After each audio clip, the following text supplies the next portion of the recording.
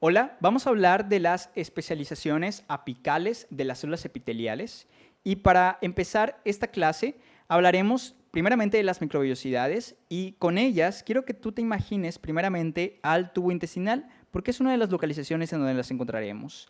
Esta luz intestinal, este tubo intestinal en su luz, está bordeado por un epitelio correspondiente al epitelio intestinal, que es un epitelio cilíndrico simple con microvellosidades, que son estas especializaciones, y alternando con células caliciformes. Las microvellosidades, si nosotros le hacemos un aumento, recuerda que están en la región apical, lo que está por debajo, todo esto sería la región basal, pero esto es la región apical. En la región apical encontramos la estructura de las microvellosidades y cómo están formadas. Primero tenemos que entender que el citoesqueleto, es decir, lo que está internamente en la microvellosidad, dándole sostén, dándole estructura, está hecho de filamentos de actina. Está formado por la proteína actina, que es la tipo actina F. ¿Por qué? Porque es la actina filamentosa. Asociado a la actina encontramos también proteínas auxiliares o proteínas de sostén. Encontramos nosotros a la villina, de igual manera, a la villina, y esta villina, fíjate cómo se encuentra en la región más apical de las microvellosidades. Esta villina, la función que tiene es la de estabilizar en la región más apical, regulando así el tamaño de los filamentos de actina. Por lo tanto, regula también el tamaño de la microvellosidad. Es por eso que todas las microvellosidades miden lo mismo, tienen esta morfología. Entre los filamentos de actina existen proteínas que la ayudan a estabilizarse entre los filamentos de actina. Estas son la fimbrina y son la fascina. Como mnemotecnia tenemos lo siguiente. La fimbrina forma fimbrias y la fascina forma fascículos de los filamentos de actina. Entonces, sirve para unirlos entre ellos. Y por último, encontramos nosotros a una proteína que estabiliza a los filamentos de actina junto con la membrana plasmática, uniéndolos entre ellos para estabilizarla periféricamente, encontramos a la miosina 1. Por último, en la región basal, es decir, en la región basal de esta microvellosidad, no quiero decir en la región basal de la célula, sino ahí mismo en la región apical, pero abajo de la microvellosidad, encontramos nosotros más filamentos de actina, que es a donde se anclan los mismos filamentos de actina de la microvellosidad. Entonces, los filamentos de actina de la microvellosidad continúan y aquí, en esta región de la célula, hay más filamentos de actina. Esta región se conoce como velo terminal y en esta región del velo terminal, en donde hay más actina, también encontramos otra proteína que debe estabilizar. Esta proteína corresponde, ojo, a la miosina de tipo 2, ¿ok? Esta proteína es una proteína contráctil y sirve para que cuando se contraiga, las microvellosidades puedan separarse un poco entre ellas y así aumentan más la superficie de absorción. Ahora que conocemos la estructura de estas microvellosidades, hay que saber para qué sirven. Estas microvellosidades están relacionadas con su ubicación, su función está relacionada con su ubicación.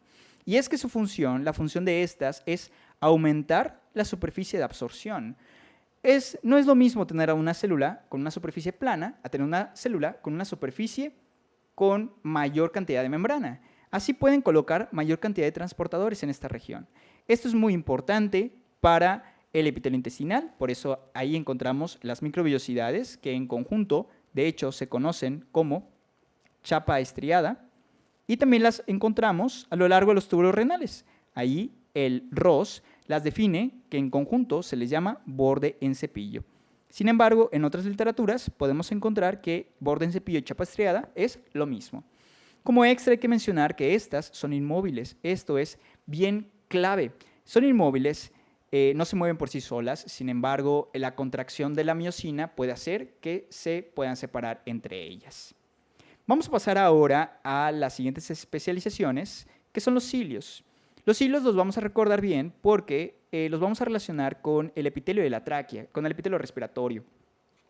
El epitelio respiratorio, es un ejemplo, es un epitelio cilíndrico, pseudoestratificado, ciliado, y aparte nos las dibujamos acá, pero también tiene células caliciformes asociadas. Si nosotros le hacemos aumento a los cilios para poder ver su estructura, nos vamos a dar cuenta que los cilios están conformados por estos filamentos, están correspondientes a los microtúbulos.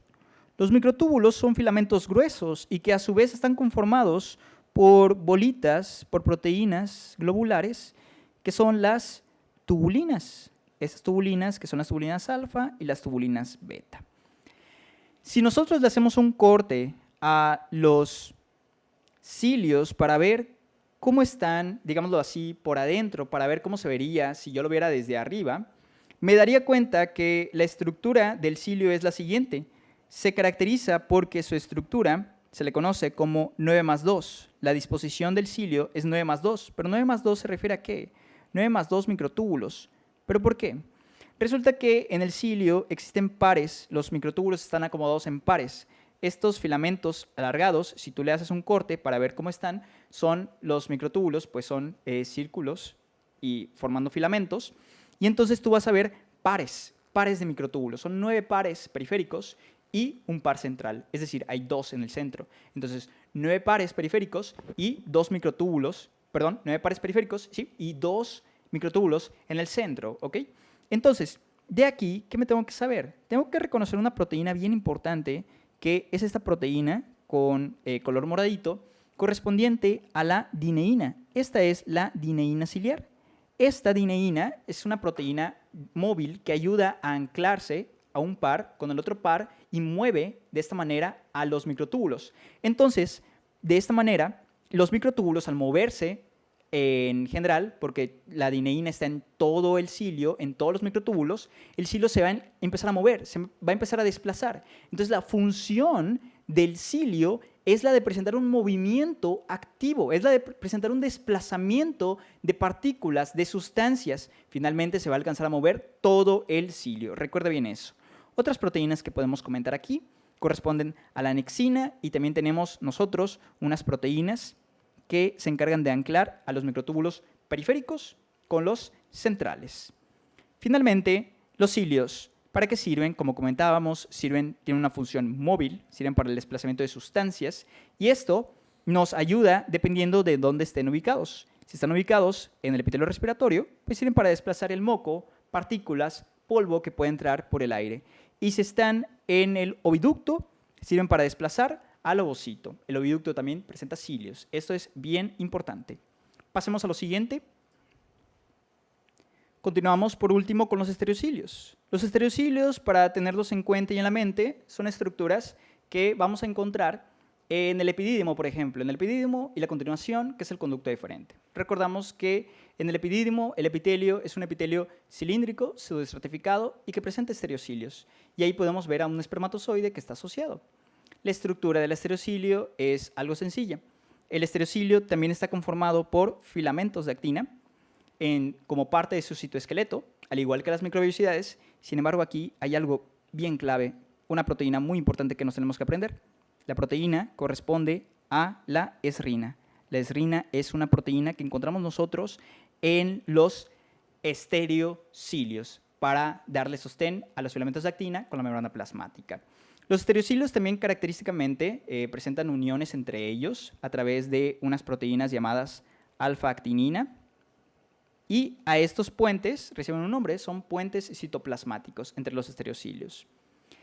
Para culminar con ellos, vamos a mencionar su función. Su función está relacionada con la ubicación.